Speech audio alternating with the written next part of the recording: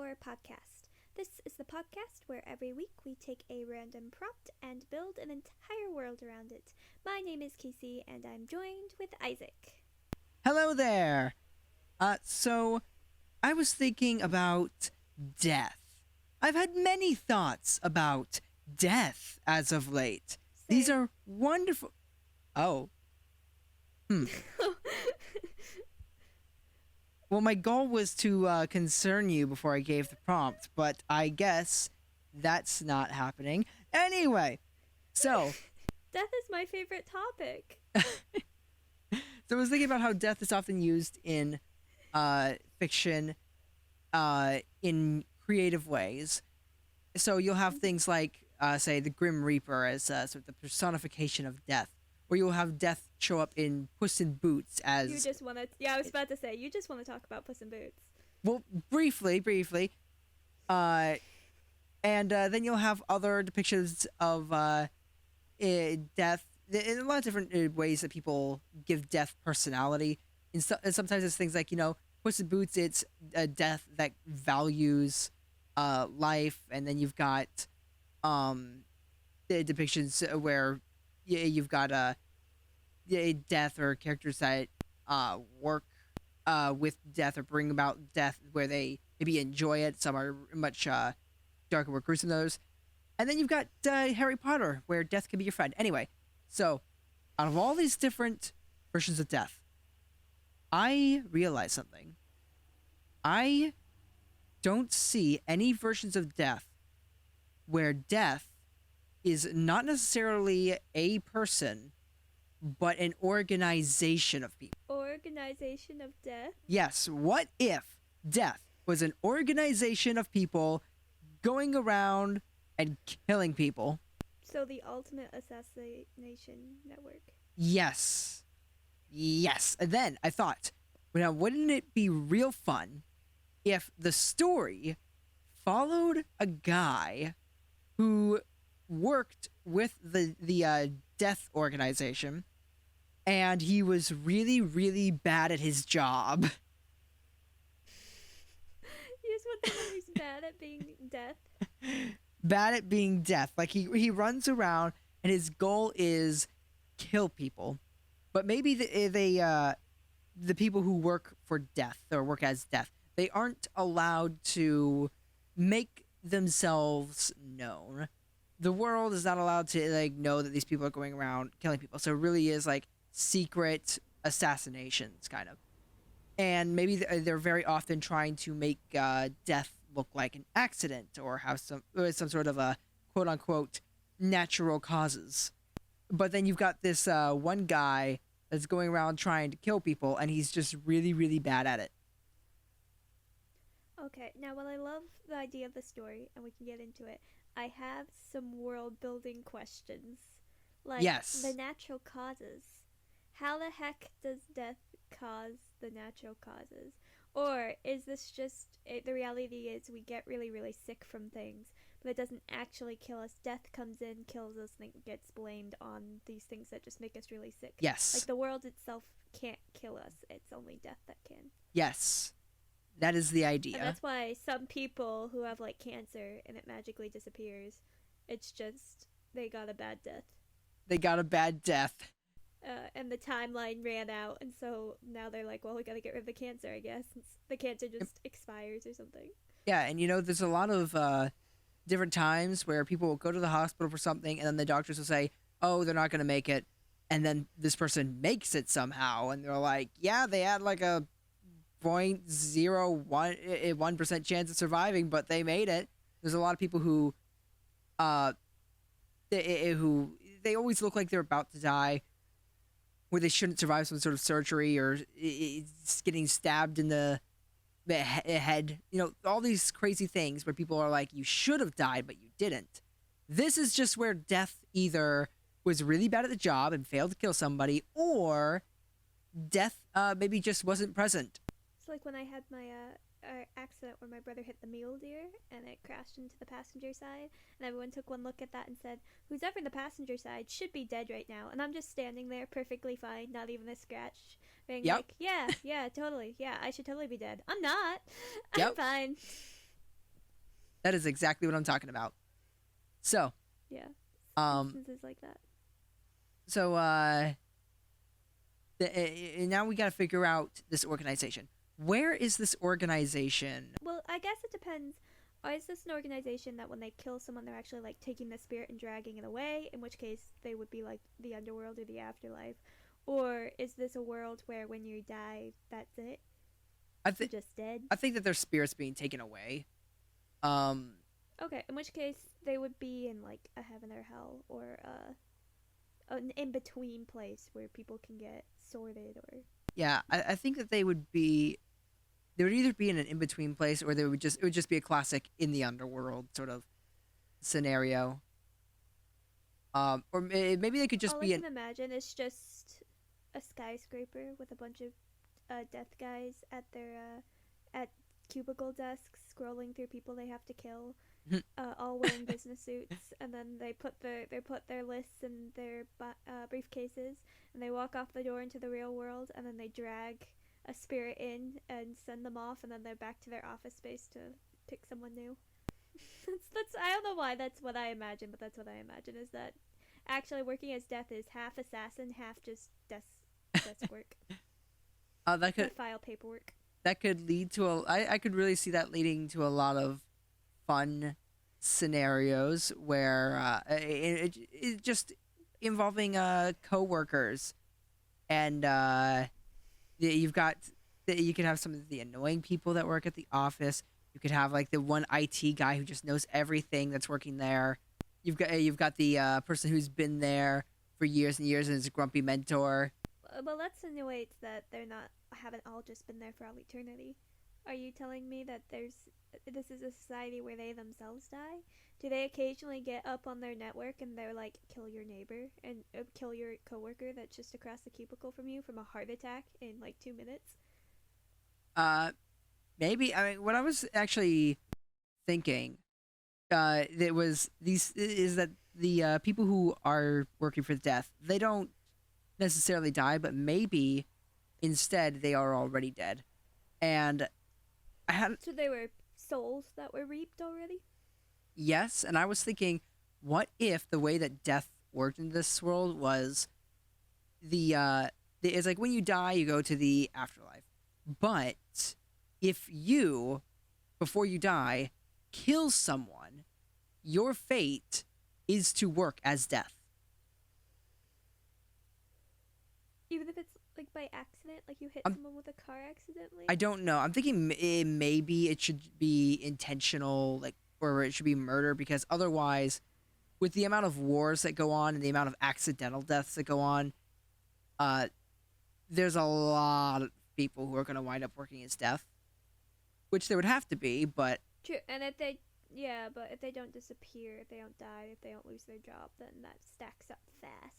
I think it should maybe specifically be murders because I think the logic is, well, you enjoyed killing so much, you get to do it for all eternity now, or 1,000 years, or whatever it is. What prevents like these serial killers, because some people are, from just going into the world with their new deathly found powers and killing anyone? I feel like Can they just only kill their target?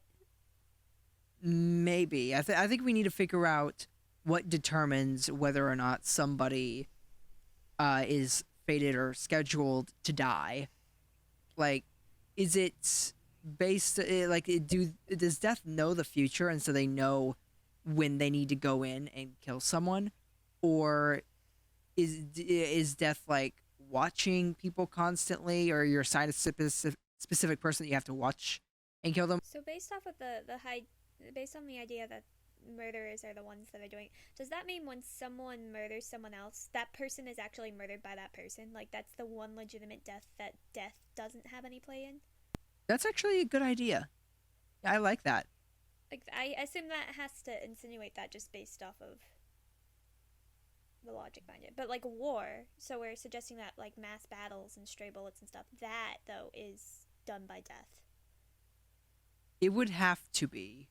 But how do you like how does it tell the difference? Well, So cuz like what's the difference between say, a organization that some people view as terrorists and other people view as like an army killing a bunch of people. Some people see that as murder, other people see that as casualty of war. Okay, so how about Who's this? right? Who does death believe? Anytime you are killed by another human, uh, no, that doesn't work. Because we were talking about before, about things like if a knife goes into your head, you're perfectly fine. Those are moments where you should have died, but you didn't. Um, I think that the way that it works is anyone who is battling in any sort of war, regardless of the side, neither one is seen as murdering the other when it's like a mass battle like that. Um, that those people are not going to be considered murderers. Uh, But a terrorist organization where it's questioned would be. maybe because like we, They're very yeah. Because important here's the thing: we consider it, questions. we consider that to be murder, but would this organization consider But other people consider it, yeah, because there's. I think the solution is. I think anyone who's killed a person has simply killed a person, like in the death scheme. Like, death doesn't have a hand in that. What death does have a hand in is picking who gets to join as, like, the death guard, and making that decision. So maybe they only pick, like, crafty murderers, I guess I should say, like proper assassins or proper serial killers. People like that would be the people who would get. speak? They're picking people who would be good at the job. Yeah, so a basic soldier wouldn't get picked, but a highly trained agent of war would because they're really good at it. Yes. I think. I think that makes sense. But that doesn't change the fact that when a human takes another human, death has no play in it. Any human can be can take over death. But then, how does this explain people who get again, like say, stabbed in the head and then they're perfectly fine, like where they were assaulted? I think there's got to be like another organization or something involved in that and like protecting. Like there's the idea of guardian angels who are protecting you. So I think what happens is everyone has a timeline, and nothing can disrupt your timeline except another human taking your life. That's the only thing that can disrupt your timeline. But some people are so important in the future timeline that they have angels protecting them, to make sure they get to a certain point before even another human can touch them. So if a human goes for them, they're gonna just somehow magically Okay. survive because of that angel. And something else. Or that could be death itself doing it. Like now you could have an interesting story of like this mass trained killer being like, actually you're on a special mission to keep this one person alive until they can do this thing, and then you have to let them die. And then they could get really attached to protecting this person, and they complete their task, and suddenly they're like, no, actually, now you have to let them die. Huh. Or kill them yourself, which would be even worse. Well, something I'm wondering about is what is the incentive for death to kill people? Also, when you said what you said earlier, Death Guard, I like that name for these guys. They're called the Death Guard, and they work for death. The Death Guard. So, what is the incentive for killing? Like, what is the reason that they kill people? Like, why have death in the world to begin with? Like, if somebody's laying on the deathbed, 115 years old, why does death come in and kill that person instead of letting that person live? I don't know. I don't think the Death Guard should know either. Like, I think this is just they get orders, and that can, lead to more fun stuff as they're questioning who's giving them the orders, if they should actually be doing this, like the morality of it. I just love the idea of a serial killer suddenly being faced with the morality questions that they've been avoiding while they were in the real world. Because suddenly it's not their choice to kill anymore. Yeah. Like, and now they're just being told, you must go kill this person. And I'm not sure if, like, we have to answer that question, because I don't think we personally can. There's just so much loaded in that question that we as humans cannot comprehend it. Like, we thankfully, we believe in a God, and that he knows what he's doing, and in an afterlife and stuff like that. So we have the understanding. But in a world like this, where there's an afterlife, but right, we could say that if there's a few different directions I think we could take it. One is we could just say things like, "Oh, the world." I was gonna say like maybe it's to keep the world from overpopulating, but I'm like, no, there's a lot of parts of the world that struggle with overpopulation, and death is not coming for them. So maybe Yeah. like when they kill people, it gives them some sort of power. I don't know. I don't think we need that though. I honestly don't think.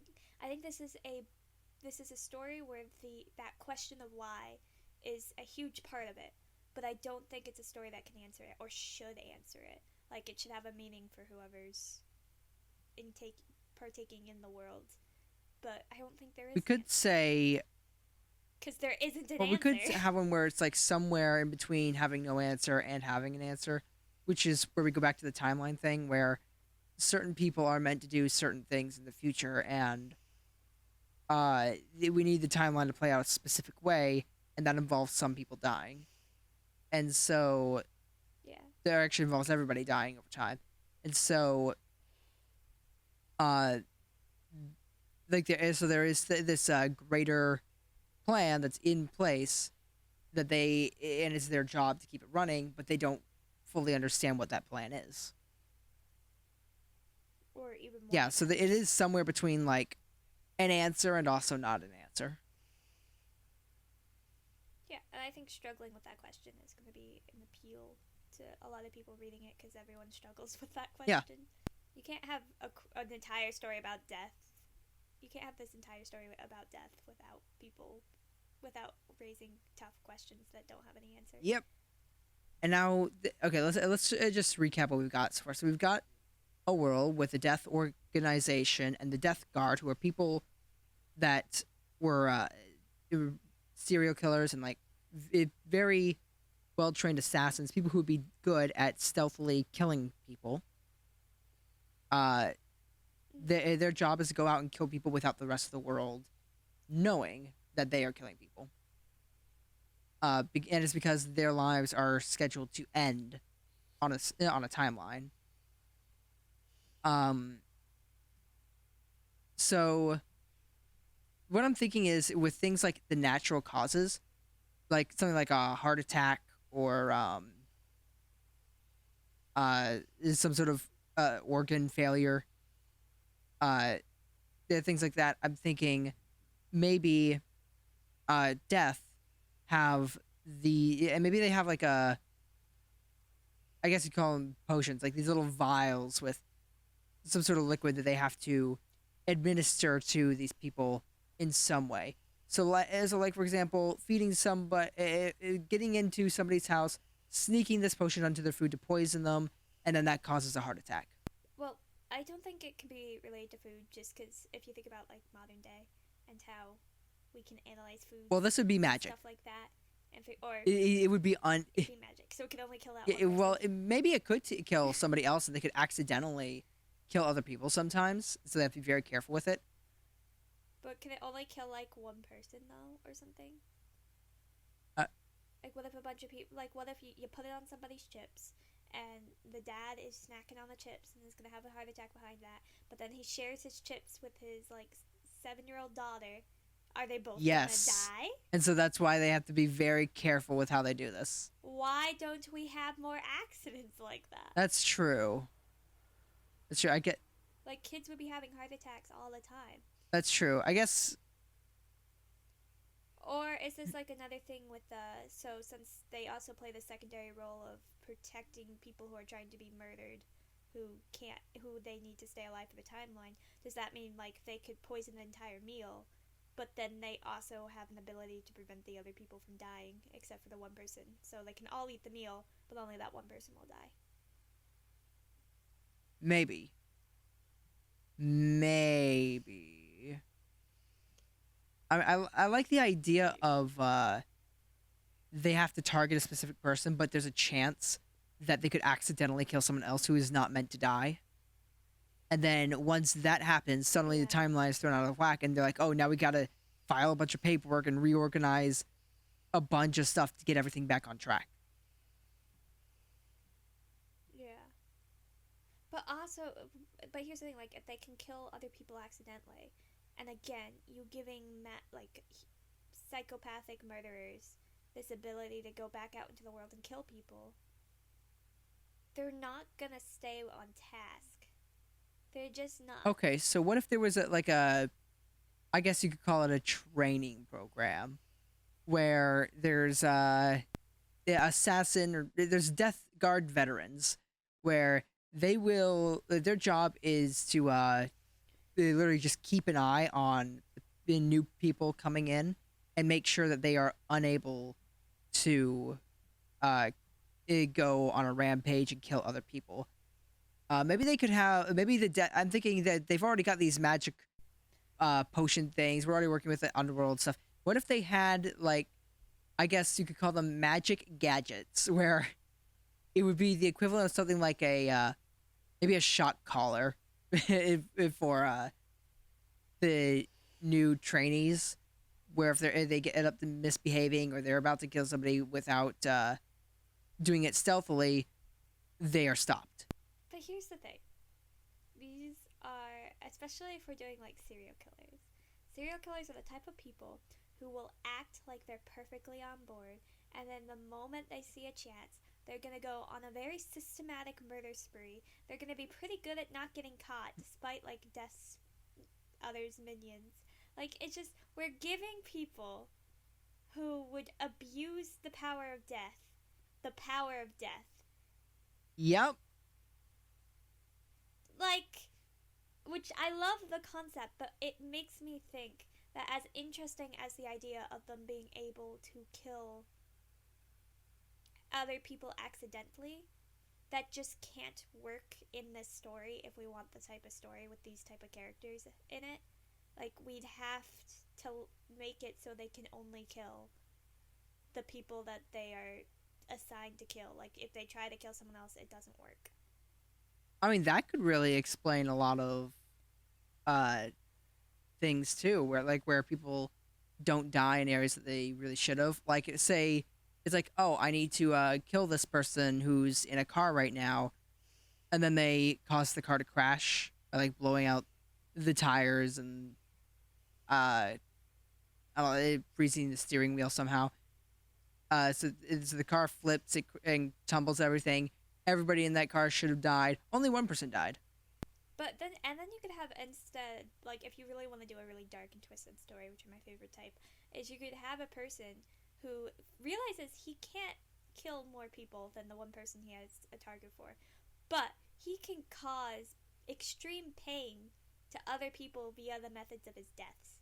And so he starts going around and doing these very extravagant deaths to see how many people he can massively injure just only to kill one person. Oh, that is interesting.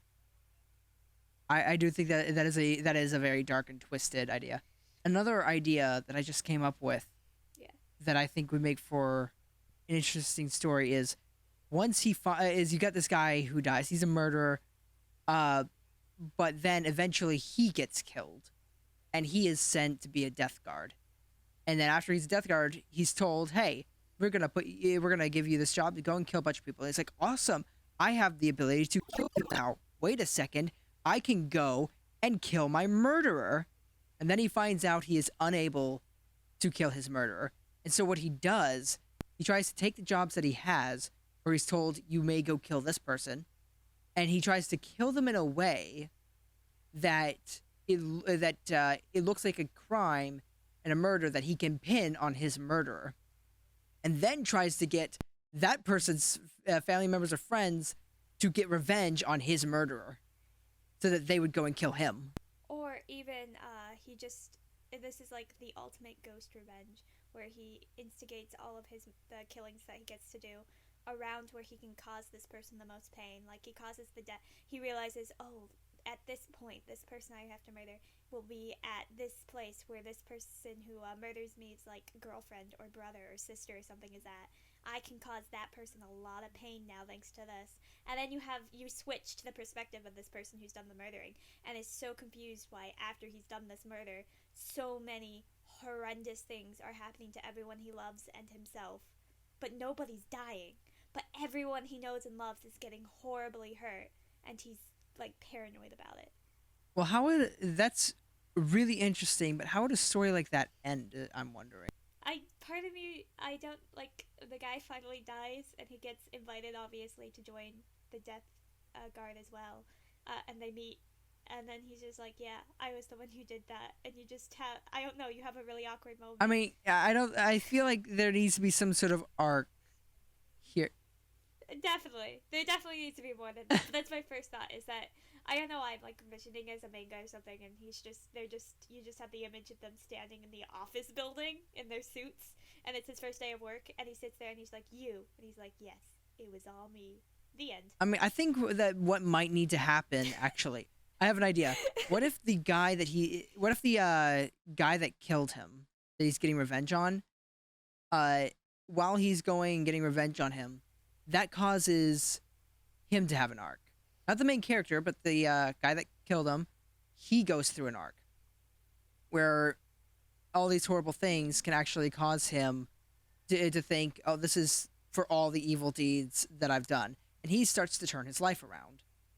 And as he's turning his life around and he actually becomes a good guy over time, now the guy who's trying to get revenge on him is stuck in a scenario where if he where he could continue to try and get revenge on him, but he's doing it to who is genuinely a very good person at this point. Yes, that's how his arc comes about. And of course, maybe he wants to continue to get revenge on him. He says it's not enough, even though he's repenting everything.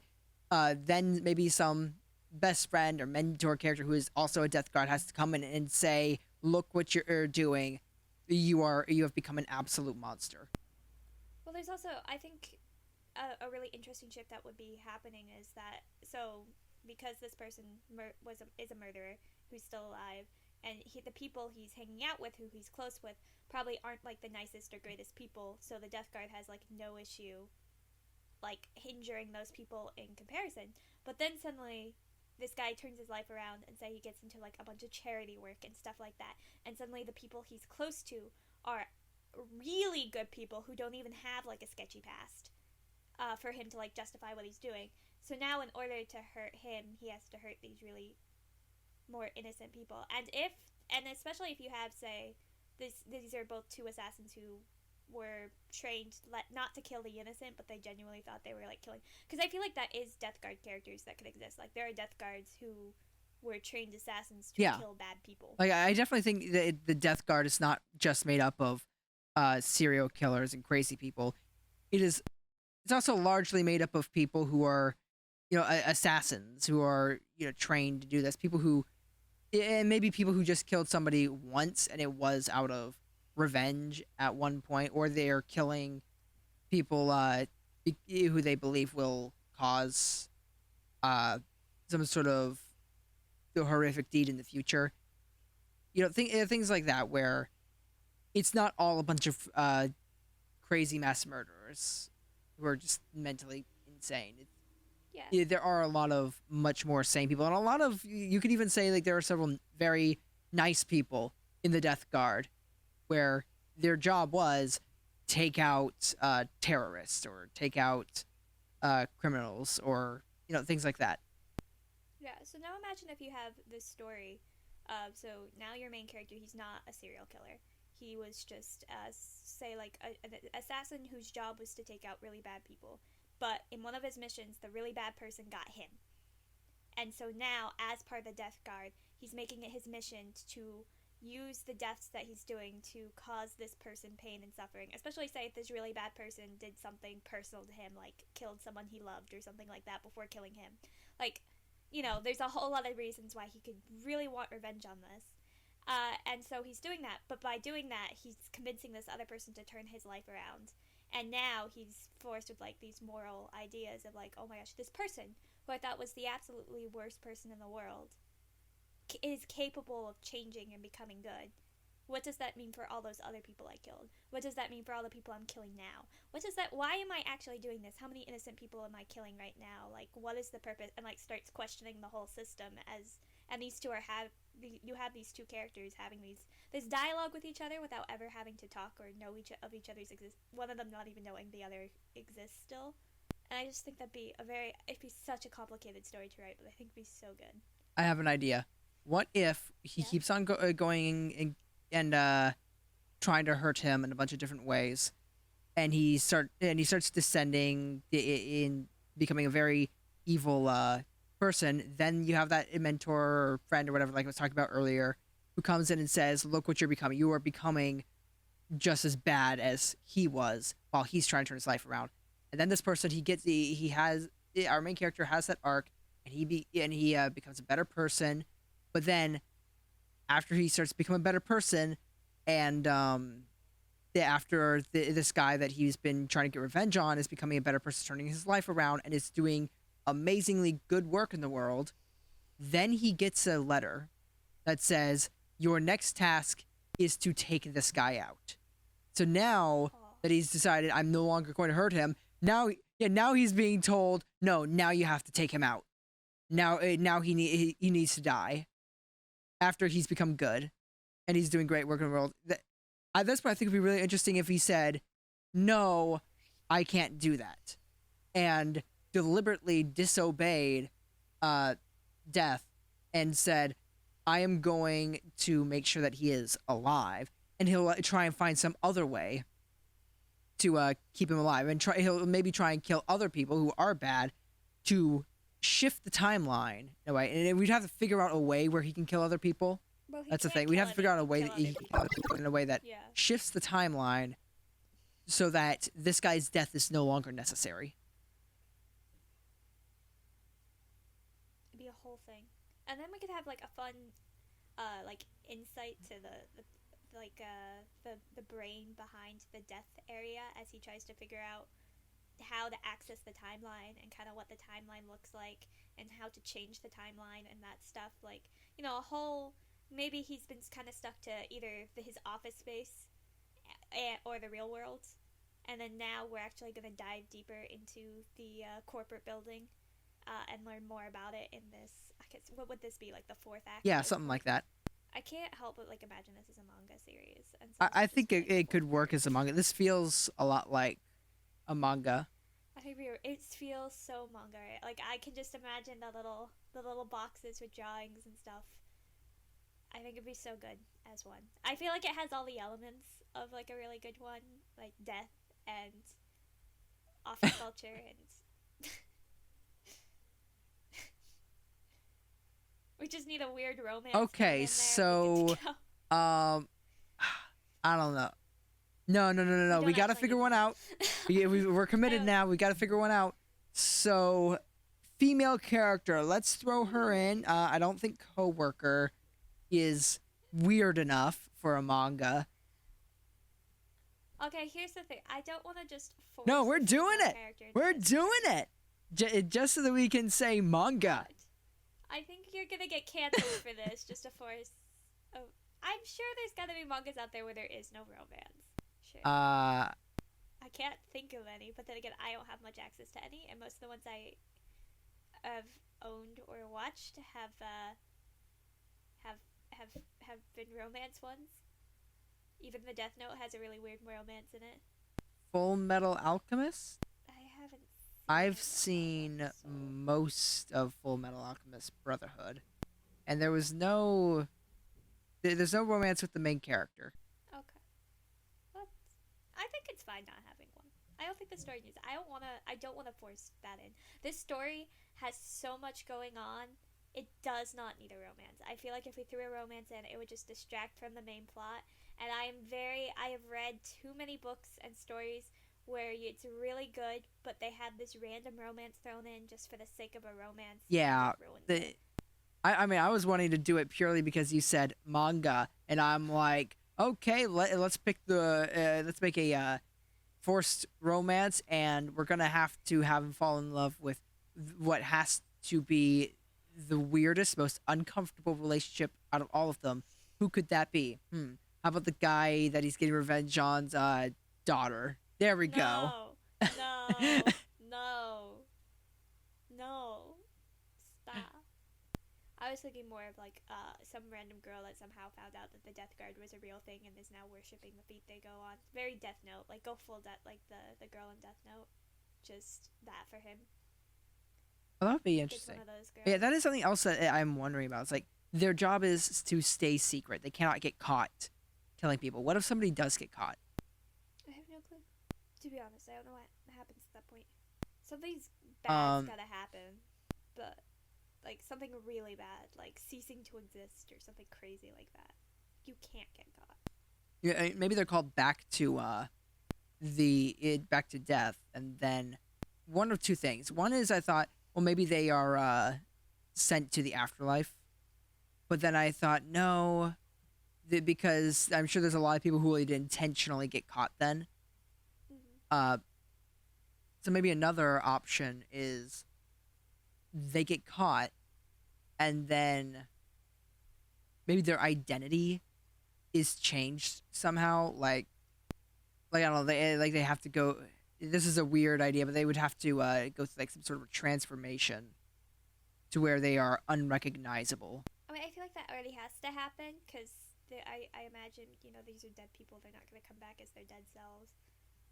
Yeah, so we could already throw that in as just the normal thing. They have to go they go through this transformation so that they can't be recognized, and that's something that happens if somebody gets caught.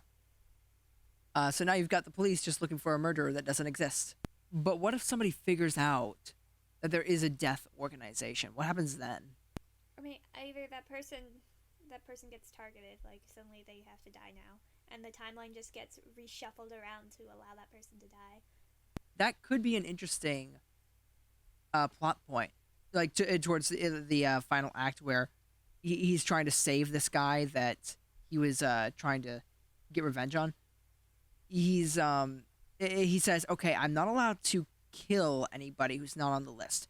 But what if I added someone to the list by letting them know that the Death Guard exists?" Okay, see And now so we he have a problem. finds Too many people are going to be doing that. These are serial killers. We can't have this. We're gonna have to cut that. Everyone would do it. Because what would stop him from just revealing himself to this main character, to this other main character, and being like, "Hey, I exist. Aha! Now I can kill you." Boom. Like no. oh, that's true. I think Um, maybe it's like a mind wiping, possibly, but they can't go insane or something, because then that's encouragement for them to reveal themselves to people they dislike as well. I think it probably is just as simple as if someone figures it out. Depending on how they figure it out, if there's a threat of them being able to figure it out easily again, they might be killed. But if it's just they saw something they weren't supposed to, they get their mind wiped. So in this case, this girl if we did want to do a love plot with another girl and throw that in for the heck of it, because of the genre we're trying to make this story part of, if this girl is really figured this out kind of on her own through clues and ideas, they would be like mime wipe. Most time it's like, oh, a simple mime wipe and they're good. But this is the type of person they know. They mime wipe. They erase those memories. She's just gonna figure it out again and again and again. So instead, she's slotted to be murdered.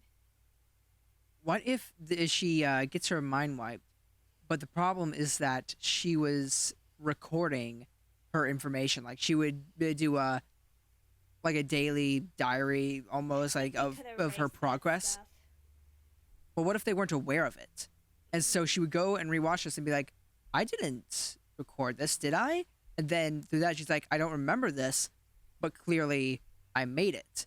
And yeah, she realizes, oh, if I get caught doing this again, I am going to get my mind wiped again.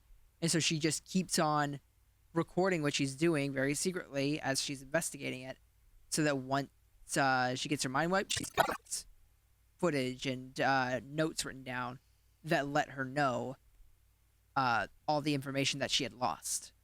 Yeah, but I think it does get to a point where she's had a few mind wipes, and maybe this feels like just a completely different story entirely with like a different character. But like the mind guard who has to Yeah. wipe it is gotten like attached to her because she keeps figuring out, and so he's very invested in her life now. But now instead of getting like, oh, he's like, oh, it's time for her mind wipe. I get to visit, and maybe he has like chats with her before he wipes his mind, and these really in depth conversations because he can, because he's just gonna wipe it afterwards, so he's allowed to. But suddenly, instead of What if getting she's a secretly recording when they have these conversations? things like that could happen. But now instead of having the mind wipe, it's like, oh, she's too much of a threat. It's time to kill her, and he gets the order to do that. And then that's another. And like, I don't know. This could be just an interesting side plot of like this is another story that's happening between an outside world character and an inside world character. And maybe this is like a smaller subplot because mangas love these like little side plots that go with the main story. And what happens is suddenly these two people who are both death guards have the same motivation to save these two separate people, and they might be like say co-workers. They work on opposite sides of the cubicle aisle or something like that, and they start having discussions, and then as a team for the final act, these two are figuring out how to either like dismantle the system or do something to save these two people because they don't believe these two people deserve to die. Yeah, this would all make for a really interesting story. It would take some. I think this story would take a lot of thinking in terms of, yeah, so much brain power in terms of like, okay, how are you would have to think of a plot where you're introducing multiple characters. Like, okay, certain characters need to be in certain locations at certain times and then killed in a way that would disrupt the timeline so that these people are allowed to survive. Now, to keep this person alive, you have to figure out why are they supposed to die here. Well, you have to figure out, oh, well, it's because he's about to go have a meeting that would cause this ripple effect, would have this butterfly effect. So what you need to do then is find a way to cancel that meeting by killing someone else. It's a whole thing, but I think there's someone out there who has the brain power to do it. I don't think it's me. I I'm not think sure I could given enough time, but it would take a long time to work out everything. Yeah, and it'd be cool to see. But we're just here to give ideas. But I do like the story idea and the world and like the whole concept. Yeah, and we really stepped away from the idea of an incompetent person hired as death. But I think a Oh lot yeah, of that that got was scratched because, fast.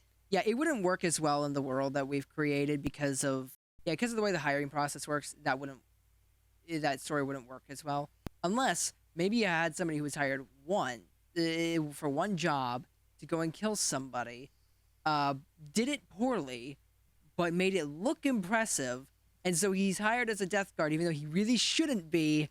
And now he's got to go around hiring people. He makes a bunch of, or he has to go around killing people. He makes a bunch of mistakes while trying to kill people, and then he's got to go and clean them up somehow.